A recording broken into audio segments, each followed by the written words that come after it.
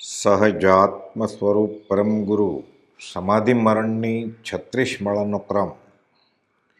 દિવાળી પર્વ દરમિયાન સમાધિ મરણની 36 માળાનો ક્રમ પરમ ઉપકારી પરમ પૂજ્ય પ્રભુશ્રીજીએ આપ્યો છે. બોધામૃત ભાગ 3 એટલે પત્ર સુધામાં જૂની આવૃત્તિમાં પત્રાંક 695 અને નવી આવૃત્તિમાં પત્રાંક 848માં પૂજ્ય શ્રી બ્રહ્મચારીજીએ આ અંગે સ્પષ્ટ સમજ આપી છે. અન્ય સ્થળે પણ બોધામૃત 1, બોધામૃત 2 અને બોધામૃત 3માં આ બાબત ઉપયોગી બોધદાયક માહિતી આપવામાં આવી છે.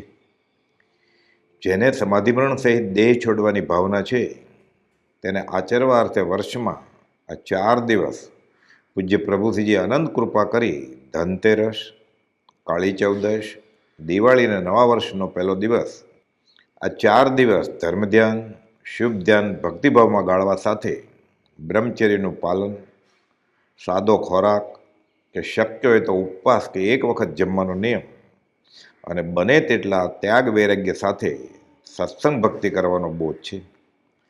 રોજની 36 માળા એમ એકંદરે 144 માળા 4 દિવસ મળીને થાય.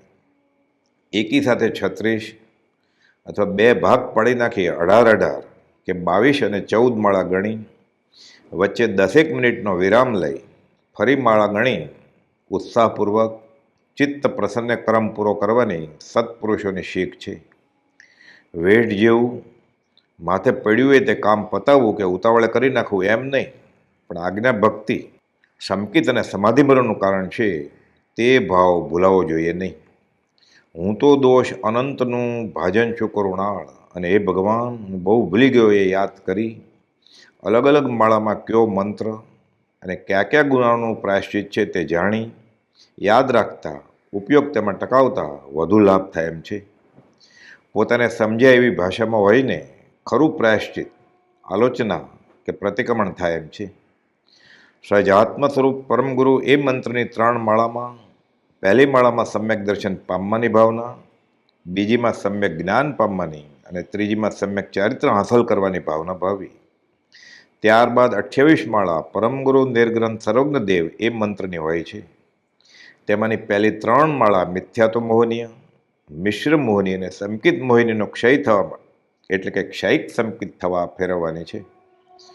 પછી અનંતાનુબંધી ક્રોધ, માન, માયા, લોભના નાશ માટેની 4 માળા, ત્યારબાદ અપ્રત્યાખાની ક્રોધ, માન, માયા અને લોભ જેવા બીજી 4 માળા, ત્યારબાદ પ્રત્યાખાનને આવરણ કરે તેવા ક્રોધ, માન, માયા, લોભ જેવા ત્રીજી 4 માળા, અને પછી સ્વંજલન ક્રોધ, માન, માયા, લોભ જેવા 4 માળા ફેરવવાની છે.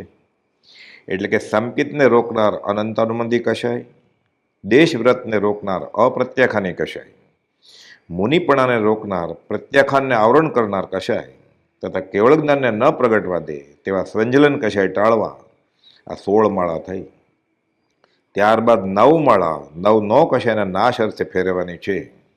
હાસ્ય, રતિ, અરતિ, ભય, શોક, જુગુપ્સા, સ્ત્રીવેદ, પુરુષવેદ, નપુસંગ વેદ આ 9 કશાયના ક્ષય થવા આ 9 માળા પરમગુરુ નિર્ગ્રંથ સર્વજ્ઞ દેવ એ ગણવાની હોય છે. છેલ્લી 5 માળા તે જ્ઞાન ઉપર આવરણ કરનાર 5 કર્મો ટાળવાની ભાવના સાથે કરવાની છે. પહેલી મતિ જ્ઞાન નિર્મળ થવા, બીજી શ્રુત જ્ઞાન પ્રગટાવવા, ત્રીજી અવધિ જ્ઞાન થવા, ચોથી મનઃપર્યો જ્ઞાન ઉપજવા અને 5મી કેવળ જ્ઞાન પ્રકાશવા. એકંદરે આ 5 માળા આત્મભાવના ભાવતા જીવ લેહે કેવળ જ્ઞાન રે એ મંત્રની કરવાની હોય છે. અનાદિ મિથ્યા દ્રષ્ટિ ભવ્ય જીવ કે પહેલાં સંકિત થયા બાદ પડેલ તે હવે ફરી ચડે ત્યારે આ બંને પ્રકારના જીવો તેને અહીંથી અધ્યાત્મની ખરી મુસાફરી શરૂ થાય છે. સંકિત રોકે તે અનંતાનુબંધી, વ્રત ન આવવા દે તે અપ્રત્યાખ્યાની, વ્રત લે પછી તોડાવે તે પ્રત્યાખ્યાનને આવરણ કરનાર અને યથાખ્યાત ચારિત્રને આવરણ તેથી કેવળ જ્ઞાન અટકાવે તે સ્વંજલન કશાય કહે છે. આ દોષો ન આલેચે તો ક્યાં સુધી ટકે?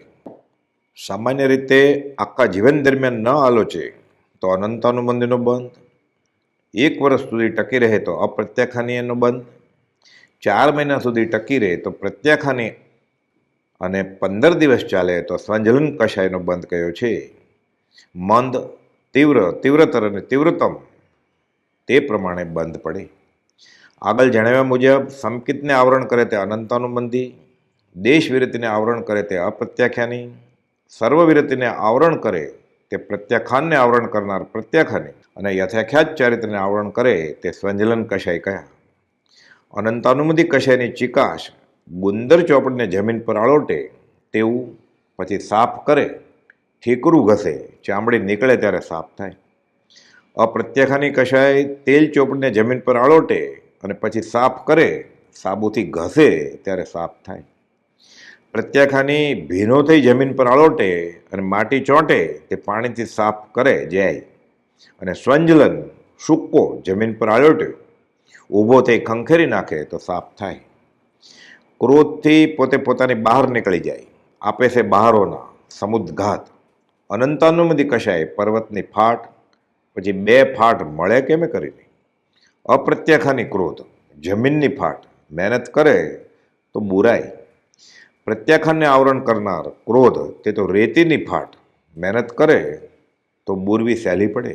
અને સ્વંજલન ક્રોધ પાણીની રેખા સમાન, તુરત જ ભૂસાઈ જાય. એમ આ ગુનાઓની સમજ આપી છે. માનને માર્દવ નમ્રતાથી વાળે, અનંતાનુબંધી માન પણ પથ્થર વળે કેમ કરીને.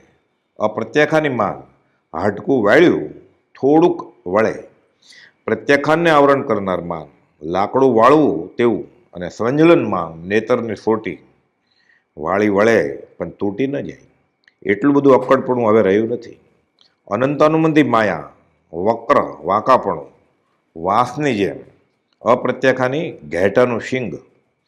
પ્રત્યાખ્યાનને આવરણ કરનાર માયા ગૌમૂત્ર સમાન, માટીમાં ચૂસાય કે ભૂસાઈ જાય. અને સ્વંજલન લાકડાની છાલ, રંધો જેમ પેન્સિલને શાર્પન કરે, લાકડાનો ભૂક્કો સહેલાઈથી વળે તેવો. અનંતાનુબંધી લોભ રંજિત થઈ જવાય, છવાઈ જાય, કિરમજી ચોળ મજીઠનો રંગ. અપ્રત્યાખ્યાની લોભ કાદવના ડાઘા, પ્રત્યાખ્યાનને આવરણ કરનાર લોભ કાજળ એટલે મેષના ડાઘ. અને સંજલન લોભ હળદરનો રંગ કાઢવો સહેલો. અનંતાનુબંધી કશાય નરક ગતિ, અપ્રત્યાખ્યાની કશાય તિર્યંજ ગતિ, પ્રત્યાખ્યાનને આવરણ કરનાર કશાય મનુષ્ય કે દેવગતિ અને સ્વંજલન કશાયવાળા જીવનને સામાન્ય રીતે દેવગતિ હાંસલ થાય છે. શુભ અને અશુભ કર્મના અનંત પ્રકારો, પણ મુખ્ય આ બે. એક વખત આયુષ્યનો બંધ પડ્યા બાદ બાકીના 7 પ્રકારના કર્મો જીવ બાંધ્યા કરે. જ્ઞાનાવરણીય, દર્શનાવરણીય, મોહની અને અંતરાય, આ 4 આત્મઘાતી અવગુણો. અને બીજા અઘાતી વેદનીય, નામ, ગોત્ર અને ચોથું આયુષ્ય મળી એકંદરે 8 પ્રકાર થયા. કર્મ અનંત પ્રકારના, તેમાં મુખ્ય 8, તેમાં મુખ્ય મોહનીય, હણાય તે કહું પાઠ. કર્મ મોહનીય ભેદ 2, દર્શન ચારિત્ર નામ, હણે બોધ વિતરાગતા, અચૂક ઉપાય આમ. આત્મસિદ્ધિ શાસ્ત્ર પરમ કૃપાળુ દેવ રચિત. અનંત પ્રકારના કર્મો ઉપર કયા તે મુખ્ય 8 વિભાગમાં વેચ્યા. તેમાં મુખ્ય તો મોહનીય, દર્શન મોહનીય અને ચારિત્ર મોહનીય. દર્શન મોહનીયની 3 પ્રકૃતિ, મિથ્યાત્વ મોહિનીય, મિશ્ર મોહનીય અને સંકિત મોહિનીય. અને ચારિત્ર મોહનીયની 4, અનંતાનુબંધી ક્રોધ, માન, માયા, લોભ. આ 4 અને 3 મોહનીય, આ 7 પ્રકૃતિ ગ્રંથિભેદ થાય તો આ 7 પ્રકૃતિ જાય અને સંકિત થાય. હવે જીવ છૂટવાનો જ.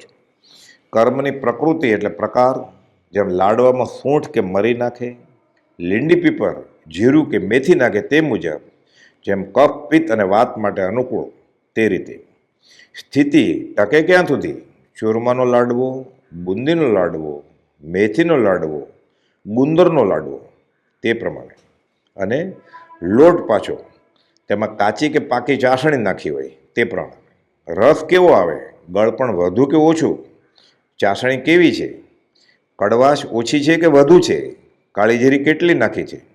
બધા કારેલા કંઈ સરખા કડવા હોતા નથી. બધી શેરડી કે બધો ગોળ સરખો ગળ્યો લાગે નહીં. એટલે રસમાં વધઘટ થાય. અને પ્રદેશ જથ્થો કેટલો? નાનો એટલે મીડિયમ કે મોટા જમ્બો આકારના લાડવા તે પ્રમાણે. નો કશાય, નો એટલે સહચારી, પ્રેરણા કરે, સાથે ફેર્યા કરે, મદદ કરે. દેહ પણ નો કર્મ કહ્યું છે. આત્મા સાથે રહી ફેર્યા કરે અને આત્માને પણ ફેરવ્યા કરે. હાસ્યરતિ અરતિ, ભય શોક જુગુપ્સા, સ્ત્રીવેદ પુરુષ અને નપુસંગ વેદ, આ નવ નો કશાય થયા. એમાં 7 ભય, ઇહલોકનો ભય, પરલોકનો ભય, અકસ્માતનો ભય, આદાન આજીવિકાનો ભય, અપયશ અને મરણનો ભય જીવને સતાવ્યા કરે. 7 ભય જાય તો જીવનો શિવ થાય. નમો જીર્ણાણમ જીઅભયાણમ. વેદોદય, સ્ત્રીવેદ છાણનો અગ્નિ લાંબુ બળ્યા કરે. પુરુષ વેદ ઘાસનો અગ્નિ બળ્યો અને શાંત થયો. નપુસંગ વેદ નગરનો અગ્નિ સતત બળ્યા જ કરે તેવો. અને છેલ્લે 5 જ્ઞાનના આવરણ ટાળવા, આત્મભાવના ભાવતા જીવ લેહે કેવળ જ્ઞાન રે, એ મંત્રની 5 માળા કરવાની. 5 જ્ઞાનના આવરણ મતિ જ્ઞાન, શ્રુત જ્ઞાન, અવધિ જ્ઞાન, મનઃપ્રિય જ્ઞાન અને કેવળ જ્ઞાન આવરણીય ક્યારે જાય? ઉપદેશ અર્થે પરમ કુપોદય વચનામૃત 506માં દ્વિભંગી કહી છે. 17 ભેદે તેની તેજ વાત જણાવી છે. થાણાંત સૂત્રની શાખ પણ આપી છે. અહીં આગળ 4 દર્શનાવણીય કર્મ અને સાથે 5 પ્રકારની નિંદ્રા તે ક્યારે જાય? જ્યારે આરંભ પરિગ્રહ જાય ત્યારે.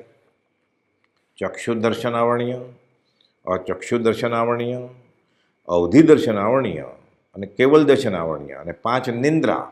નિંદ્રા, નિંદ્રા નિંદ્રા, પ્રચલા, પ્રચલા પ્રચલા અને થિણદ્ધિ આ આરંભ પરિગ્રહ જાય ત્યારે જ જાય. 3 દર્શન મોહિનીની પ્રકૃતિ ક્યારે જાય?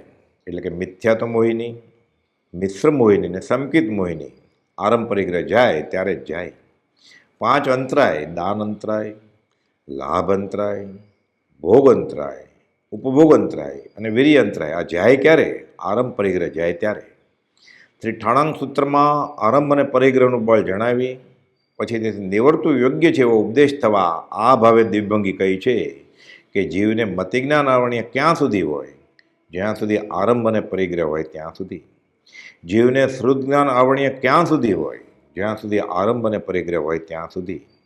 જીવને અવધિ જ્ઞાન આવરણીય ક્યાં સુધી હોય? જ્યાં સુધી આરંભ અને પરિગ્રહ હોય ત્યાં સુધી. જીવને મનઃપર્ય જ્ઞાન આવરણીય ક્યાં સુધી હોય? જ્યાં સુધી આરંભ અને પરિગ્રહ હોય ત્યાં સુધી. જીવને કેવળ જ્ઞાન આવરણીય ક્યાં સુધી હોય? જ્યાં સુધી આરંભ અને પરિગ્રહ હોય ત્યાં સુધી. એમ કહી દર્શન વગેરેના ભેદ જણાવી 17 વાર તેને તે વાત જણાવી છે કે તે આવરણો ત્યાં સુધી હોય કે જ્યાં સુધી આરંભ અને પરિગ્રહ હોય. આવું આરંભ પરિગ્રહનું બળ જણાવી પછી અર્થાપત્તિ રૂપે પાછું તેનું ત્યાં જ કથન કર્યું કે જીવને મતિજ્ઞાન ક્યારે ઉપજે? આરંભ પરિગ્રહથી નિવર્તે ત્યારે. જીવને શ્રુત જ્ઞાન ક્યારે ઉપજે? આરંભ પરિગ્રહથી નિવર્તે ત્યારે. જીવને અવધિ જ્ઞાન ક્યારે ઉપજે?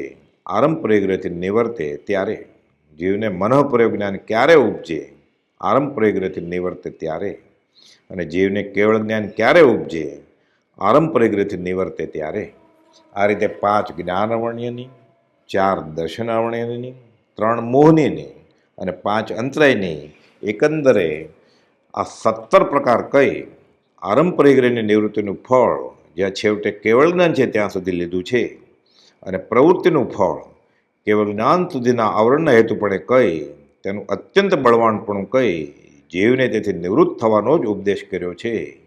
સહજાત્મ સ્વરૂપ પરમ ગુરુ.